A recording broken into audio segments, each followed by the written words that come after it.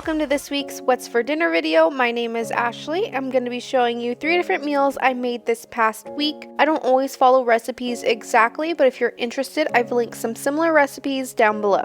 The first dinner I'm going to be showing you, I made a pork chop with a creamy lemon sauce on top, some baby potatoes, and asparagus. So I'm going to start off with my potatoes. I'm just cutting the baby potatoes. I think they're baby Dutch potatoes. I'm just going to cut them in half and I'm going to be roasting them. So I am just going to drizzle a little bit of oil on them to help crisp up. I'm just going to lightly season these. I'm just going to use some garlic salt, some onion powder, some garlic powder, and some pepper.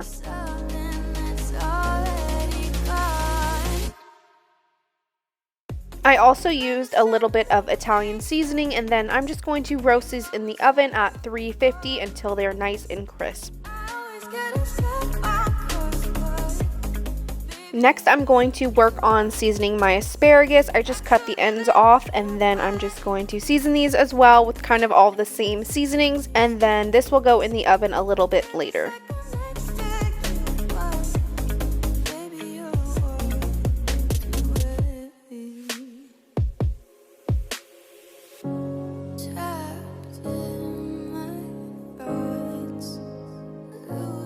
So next I'm going to work on the pork chop. I just made one pork chop because I don't eat it. I am just going to actually lightly season the pork chop. That's what I've read is the best. So I'm just going to use some garlic salt, some pepper and onion powder, and I'm going to do that to both sides. So I just have a pan with a little bit of oil heating up. I'm going to brown it on the one side. So I have my pan on about a medium heat. I'm just going to cook it until it's nice and brown on the one side, and then I'm going to flip it. And like I do with the meat that I cook, I like to put a lid on top to help keep it nice and juicy and keep all the moisture inside. So next we're going to work on the sauce. So I added just a little bit of minced garlic to the pan. And then I'm going to add a little bit of water and some chicken bouillon powder to make chicken broth. I don't have exact measurements. So I'm just going to stir that around and bring the heat up so that way it can start cooking. Once the sauce slightly reduces, I'm going to add my lemon juice and some sour cream.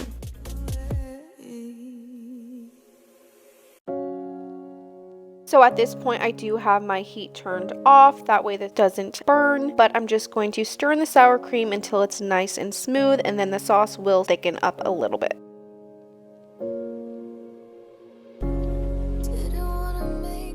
This is such a great way to make a sauce, like a creamy sauce. I learned this from HelloFresh. Just on their website, I love to look at all their different recipes. This is how everything looked when it was done. My fiance loved the pork chop and everything else was super good. The next dinner I'm going to show you, I made a 4-cheese pesto tortellini with some grilled chicken and asparagus. So I'm just going to start off with my asparagus. I'm just going to cut some spears into thirds, and I realized I should have used some more asparagus. I think I could have used a little bit more. And then I'm just going to take one full chicken breast and I'm going to butterfly it in half. I like to work with thin pieces of chicken. And then I'm just going to season it with this rotisserie chicken seasoning from McCormick. I just picked this up and I really liked it.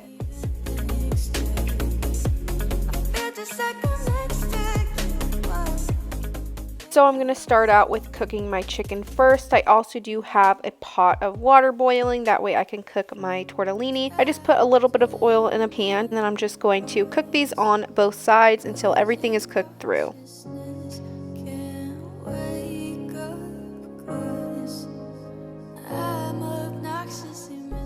So after I cooked the chicken, I just removed it to a cutting board to rest, and then I'm going to add a little bit of butter, some minced garlic, and I'm going to cook up my chopped asparagus.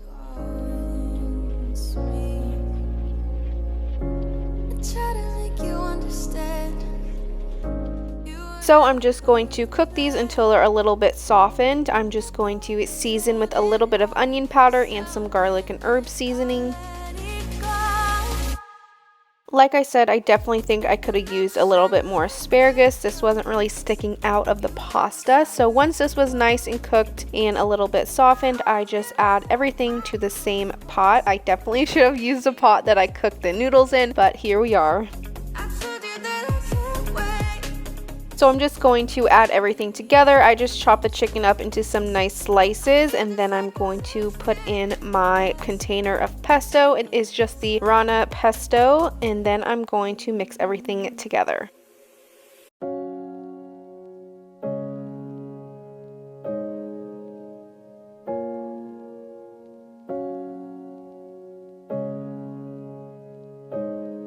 So the next important step to pesto, I think, is adding in your Parmesan cheese. So I'm just going to add a nice amount of cheese, and then I'm also going to add a little bit of garlic salt, and then this will be done.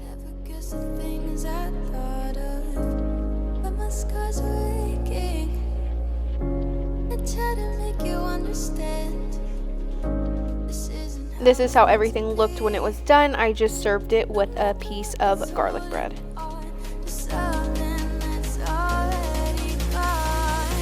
The last dinner I'm going to be showing you, I made some flautas and some homemade Mexican rice. So I'm going to start off with my Mexican rice, that way I can just get this nice and cooked up. I just add a little bit of oil to the pan, and then I add 1 cup of white rice so I can toast this up before I add everything else. So next I'm going to add 1 teaspoon of garlic salt, 1 teaspoon of onion powder, and half a teaspoon of cumin.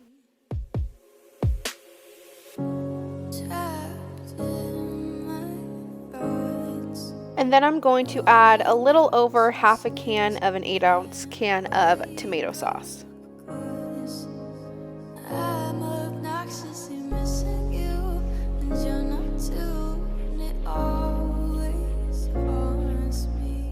And then the last step is to add in my liquid, so I'm going to add 2 cups of water, and then I'm going to use 2 teaspoons of chicken bouillon powder, that way this is chicken broth.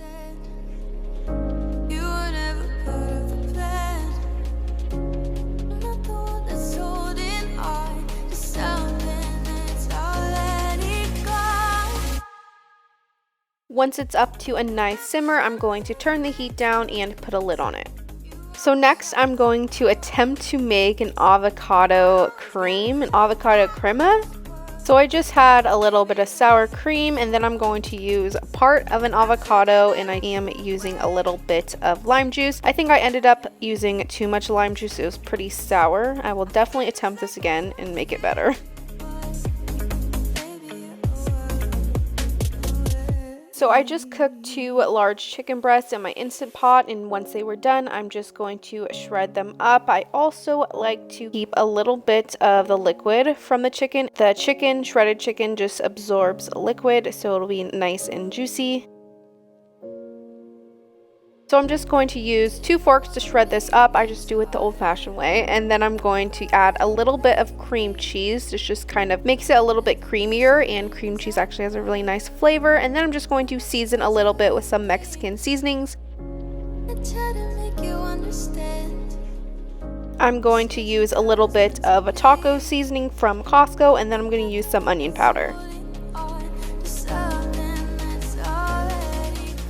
So next we are going to wrap our flautas. I don't really know the difference between flautas and taquitos. I think flautas are just means they're with flour instead of corn, but I don't really know. I'm just going to wrap these like I normally do with taquitos. It's definitely a lot easier to wrap, but to be honest, I definitely think I like the crunch more of the corn tortillas.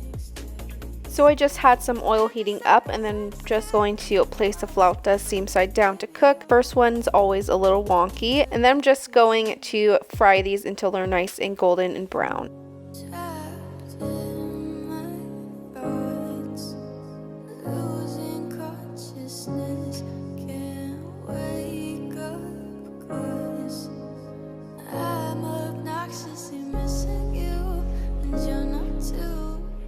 Once they were done, I just picked them up and drained the excess oil out of the bottoms of these, and then put them on a drying rack to cool. That's how everything looked when it was done. I just topped it with that crema that I made, some lettuce, some queso fresco, and salsa. Thank you so much for watching this week's What's for Dinner video. Make sure you come back next week for another one.